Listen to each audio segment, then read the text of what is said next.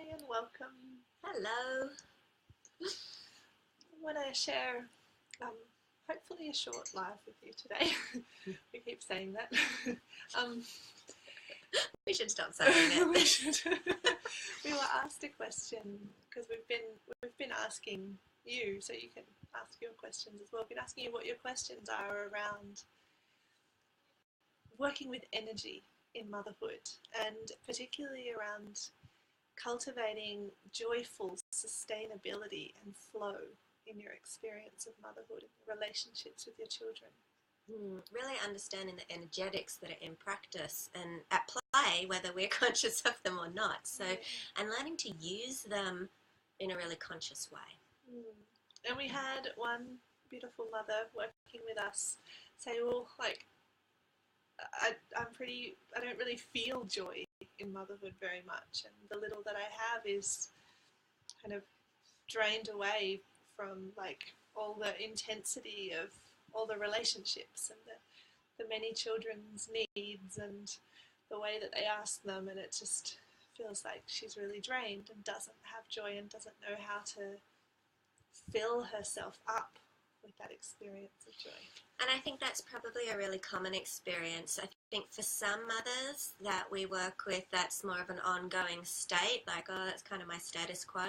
But I think every mother, including myself, has days where it's like, oh, I can't hold any joy in my day today. Like there's this, like it just keeps scooping out down the bottom. And well, where even is it in the first place? Yeah, I can't even really connect with it. I don't know how people are doing that. But so that is where we're going today. We're going to talk about how do we cultivate joy. And so a heads up, good morning to people who are arriving. We are going to get a little bit woo-woo. We've tried to keep the energetics of motherhood very in practical realms because for a lot of us, we need, good morning, Xavier. Feels like every day. Yeah, we hear that. So for a lot of mothers who feel like they're in the trenches, so to speak, they want that really practical, I need an answer now, I don't need waffle. So today is highly transformational, what we're going to say, but it's going to sound a little woo. But the thing is, if you actually apply it, it isn't just waffly, like it's needle moving. It's huge, But it is about very much the way you be and the energy that you choose to work. Have awareness of, set intention around, that sort of thing. We're going to talk about that, how to do it. Good morning, Brandy. Life with teenagers at home challenges my joy cultivation often. Yep. I have a sick daughter this morning, and that's challenging my ability to cultivate joy too.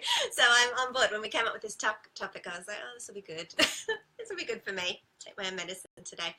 Okay, so what we want to talk about.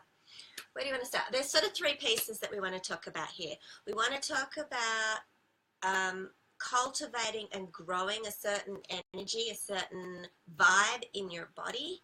We want to talk about receiving and allowing, which is super, super critical. And practicing slowly stretching the receiving muscles, not just physical, but energetically, what you can receive, what you can bring in and hold. Yeah. And the third piece is a bit about how you choose to consciously hold your energy and the state of your container that what you cultivate, instead of just letting it all drain out, how you work to sort of create a container around that and hold it. I think one thing we should start with is that energy moves all the time. And you've heard us talk about this, particularly if you're in Mother Rising already. You've heard us talk a lot about this in terms of cultivating and spaciousness inside, and moving emotion that we don't want to feel, that we're like damming down inside us and holding in. And so you've heard us talk about that a lot because it's a really important one. But the flip side of that is joy moves too. Everything is in a constant state of motion on the energetic level. Everything is moving. And so this story that we got from the lady who shared with us, she said she had a dream, and in the dream, she plugged herself into an external source and got all filled up with joy and was feeling pretty awesome. And then when she unplugged herself, it kind of all just leaked out and she was left empty again. And she was really frustrated about that. She was very frustrated about that. There is nothing wrong to keep topping up with joy. In fact, I would say every drip in the bucket accumulates big time. So when you hear us talking today about what we're talking about, do not feel like you're going to cultivate it once and it's just going to stay. Yeah, and then with that kind of that roller coaster cycle of, oh, it didn't work, and now I have to start all over again. What if it's, wow, I have that tool and I can just keep coming back to it, and it's okay to feel depleted at times, and I have the means in me to fill myself up again. And then also on a whole other level, you can embrace the whole journey, embrace the downs and the depleted moments or the challenging moments, and still find underneath that the joy in that as well. Yeah. It can feel hard to access. I get that because I'm kind of in that place today. So I do understand it can be hard to access. But I have said, because I'm in the space where I personally today want to cultivate a lot of joy. Okay, so yesterday my joy level was great. It was pretty good, you know, I was cruising along. Today my joy level feels like flatter and more heavy. And that's despite having done, you know, all my morning meditation and a nice shower, blah, blah, blah, blah, blah. My joy is just flat today. So for me, today is about a dedication to the practices we're going to share. So it's a real devotion or intentional piece around my intention today is tiny drips. I'm going to cultivate little moments of joy over and over and over and over again. And as I start to do that, I'm going to feel it build in my body and build in my body. So let's talk about the three pieces we want to talk about. Why don't you start with the cultivating, the first piece? Yeah, okay. So it's really possible and really available and really powerful for you to get clear on the kinds of energies you want to embody and cultivate and project and kind of feel in yourself. And a really simple and quite tangible way to do that is, we've called it your touchstones in the past. And what you do is, if you get really clear on the kind of energy you want to feel in your body, like today I really want to feel joy, I really want to feel lightness, I want to feel openness, and maybe there's a few different words, but they're the words that resonate with you on a deep level. Like, that's what I really, really want today. Connect to what you really, really want, whether it feels attainable or not. Okay. At this point, like sometimes we say go for what you feel you can actually have access to. At the beginning here, go for the dream. Like, what do you really, really want to feel in your body? Okay. Yeah. And then when you've collected those things, tune into this. Like, I find three things really powerful is an embodied experience. Like, how, if I were to be fully living those things, how would I be holding my body? And like, for example, I was creating a touchstone with a client this morning about something completely different, but for her, she felt her feet firmly planted on the ground, and she lifted her back up, kind of opened up her spine and breathed into her womb space. Whatever it is for you, how do those energies move in your body? Do you put your hands on a certain part of your body? Do you open your shoulders up? Do you stretch your arms out? Like, whatever it is for you, how do you hold your body? That's one of the touchstones. The second one is there a word or a mantra or a question or a couple of words, an affirmation that you can connect with and tell yourself, either say out loud or say in your mind, that connects you to those qualities? Whatever it is for you, it might even just be saying one of those words, or saying I am, and then finish the sentence with the words, or something like, what if I was, and then finish it with the words. Whatever the words are for you. Some people really resonate with questions. Some people really resonate with affirmations. Like, it's no right or wrong way to do that. You want to connect to the emotions, and you want to train your body response to keep coming back to them. It's kind of like why people say meditate every day, because your body starts to go, oh, I'm in this space again, like into the zone. You're calling it back in. Yeah. And then the third one is an image, which is an embodied image. Like, with the client who I was coaching this morning, when she felt her feet firmly planted on the ground and breathed into her womb space, she has this picture of this part of her called her inner divine mother, and she sees what she looks like. So she recalls her in her mind and then feels her become her. So feels the inner divine mother rise within her. And be in her. Which is something that we did last trimester in Mother Rising. Yes. So if you're here and you're one of the Mother Rising sisters, you know what we're talking about. And if not, come join Mother Rising and you'll know. Yeah. But so she invoked that part and allowed that to rise, and she had a visual that came with that. Exactly. And so all of that realistically only takes like a second. But she does all of that in a second, brings the physical experience, the words and the visual all together, and embodies it, and then steps into the moment. And it doesn't mean that she does that once and then she's always feeling those things. Did over and over.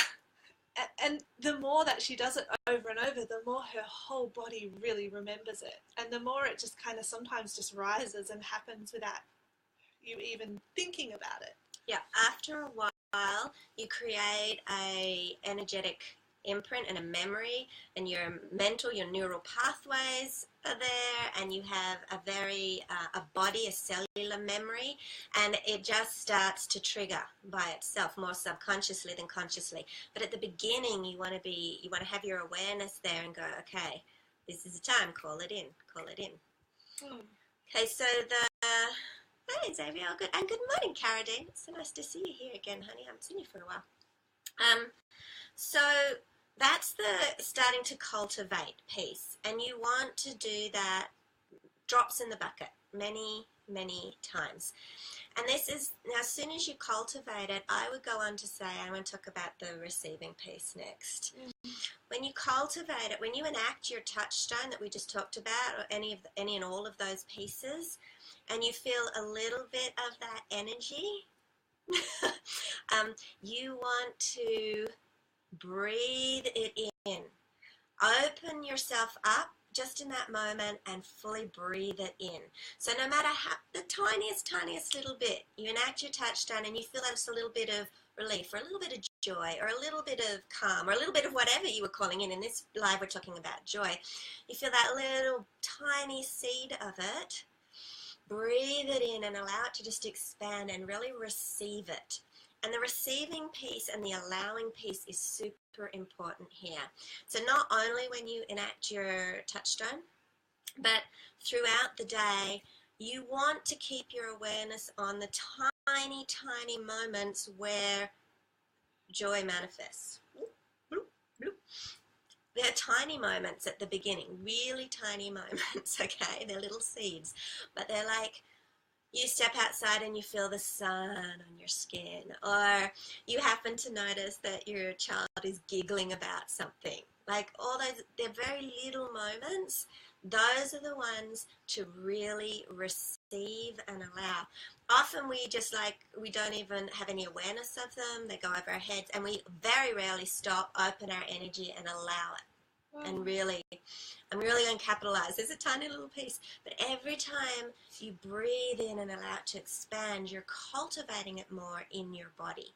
So your touchstone cultivates it, but receiving any tiny seed of it, including when you enact your touchstone and just feel it a tiny bit, breathe it, cultivate it, grow it. And it's done by receiving it, feeling it in your body is the key piece here in generating more. Okay. And it's, like Lisa said, you're actually growing it by receiving it, because in reality, it is it is monumental and it is huge, all those things that are available to you that are full of joy. But we are so conditioned, especially when we're in a space that doesn't feel very joyful. We're conditioned to not see the beauty and not experience it and not allow it. Yeah. And to like make it so much smaller than it really is. So practicing receiving it a little bit more all the time and getting more comfortable with the joy of that and with letting yourself feel more joy. Like a lot of the time a big part of the reason why we have a hard time feeling and cultivating joy is because we make it wrong in some sense. Even though on a logical level that doesn't make sense. It's like, of course I want to feel joy. But we have kind of made fully feeling joy wrong. We've cut ourselves off from it. Everyone has within them upper limits. Everyone's upper limits are different, depends where you're at on your journey, and you can always change and stretch your upper limits. They grow your capacity for it. But this is an allowing piece, okay, here. How much can you allow? And Xavier, honey, I see those tiny bubbles of joy with my kids and then instantly get anxious they won't last. Yeah, so you're trying to hold it, right? And not just let go. Let's breathe it in, cultivate it. Go. And that's an upper limit. Yeah, that's an upper limit. There's that tiny bubble of joy. Oh, it's so great in that tiny moment. Just cultivate it in your body. And you'll just feel it kind of dissipate into your body. Okay, and that's actually what you want. Allow it to dissipate into your body. I would not necessarily, I know it's tempting to want to hold it because you found a tiny piece of it. And, you know, realistically, it's not meant to last, and it definitely won't last. It's meant to move. No one can control it lasting. Yeah. But in reality, there's so many more of those tiny bubbles. There's so many more. Yeah. And so the more you allow it, breathe it in, and just allow it to move through your body, the more you'll attract more bubbles. And more bubbles and more drops and bubbles and drops and bubbles, yeah? Because the energy is attracted to like, yeah? So even that tiny little bubble, just allow it to dissipate in your body, and no more is going to come. Mom. And it will come. Mom. We're on a video. We're on a live right now. There's my son asking for something. Okay, so the third piece. Oh, I'm temporarily forgotten, but I was like, what was the third piece? It was your piece. That's why I'm saying it. It's your piece. Go for it. Yeah, we get to choose. Like, even though we were just saying it always moves and, like, you can't hold it, you can't control it, you also get to choose, like, how much it kind of fills up in you before it moves. Like, we have so much more power to create and to move energy. So, like, I'm just going to share the visual that I get, and then I'll explain a little bit more. Coming from a practice I did in some healing session I was in, I have this image where I see what I want coming, like kind of as a river, into me, and then I feel myself in this dam, and it's like a really empowering dam that I have created, that I build the walls for consciously, so that I can let whatever I want come into me, and it fills up, and it can kind of stay with me for a little bit, and I can really feel the energy of it and the power of it. And then it's always meant to move, but I get to choose the flow and the speed with which it moves. So I have these little gates that I lift up. So I let it out, but I let it out on my terms. I sometimes cycle it, like I keep it moving, but I cycle it in my body. I think the distinction we're making here is you can cultivate and grow an energy without holding one specific moment. Yeah. You know, the energy of joy you can start to cultivate in your body and cycle and cultivate, but don't get hung up on the tiny little moments that, oh my God, there's one and it's going. And there's always more coming. Because there's always more coming. Yeah, definitely. Yes. I'm glad that helped, Xavier. Is that it? Is that... it's a combination of these things, okay? So there are three really clear tools that you can use, and you just, for those people who have not done any energy work before, energy is worked with on the physical plane using Intention is probably the most powerful, I would say. Awareness, followed by intention. You've got to have the awareness first. But then intention, visualization, and breath. They're my three top favorite ones. All of those direct and move energy consciously, whatever you want to do with them. And I would also add sound and movement. And embodiment. Yeah. Which is sound and breath and all, movement, all of those things. It's kind of all of them, yeah. Yeah. You want to be embodied. You want to be in an embodied position whenever you work with energy. So whether you're just setting an intention or you're visualizing, do it from in your body wherever you can and not in your head. You need to have the working on it where we are in the physical plane. You want to be in an embodied position. Body, body, body. Head is like the hardest place to stay. It won't really feel really It's true. hard. Yeah. It will feel really kind of scattered, and there'll be loads of different things coming up. So, and really the essence of what we're saying with this is that when you use these tools and when you do these little things, like any of the, they are like practices, and they are things that you're doing, but more in a being sense. When you do these things, you're actually doing really profound work. And even though you might not be physically saying something out loud, or even though you might not be doing a particular action out in the world, these little things that you do really make a big difference. They make so much more of a difference than we're often told they do. They do. Everything starts to shift little bit by little bit, and then before you know it, you're like, oh, I'm in a different space. And that's why with energy it's really important to acknowledge the tiny moments, because they're happening and yet they're so organic and so in the weave of the day that if you don't pull them out consciously and acknowledge them and receive them, they kind of go, you know. They're not like earth shattering in your face, not usually. Those really big dramatic energetic experiences are actually quite rare. The little ones are there all the time, and you want to start to notice them. And we have a teacher who calls it the miracle mindset, but it's this idea of seeing them, all the tiny moments, and your dedication to that. And stay the course, because those little drips are going to accumulate over and over and over again. And you then all of a sudden, this is what happens to us all the time with people that we work with for a longer time. They just are like, it's so small and so gradual, they're shifting, and one day they just go, oh my God, I'm a totally different person. My life's totally different now. And they do really do things differently. And it's because it's these little pieces. And I promise you, when you do these, how you be, how you feel in your body, and what you choose to cultivate in your body, so much more powerful than the strategies that you're doing, that you put on top all the time. And they're the ones that will create the shift. And the more awareness you have on those little tiny pieces, the mindset that sees them, the more consciously you'll cultivate and grow it, and the quicker it will go. Like the more you'll notice it and see it, the more you'll call it in more, the more it will just roller coaster, instead of being this sort of subconscious drifty process that you don't really acknowledge and notice, and its power dissipates, and you don't really receive it. Yeah, you don't receive if you don't have that awareness.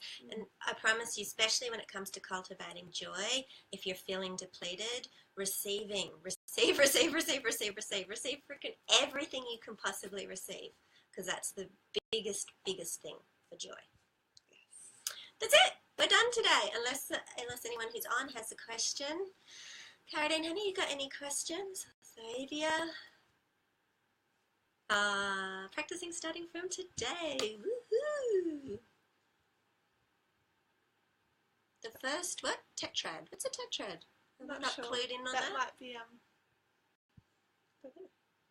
You're so welcome.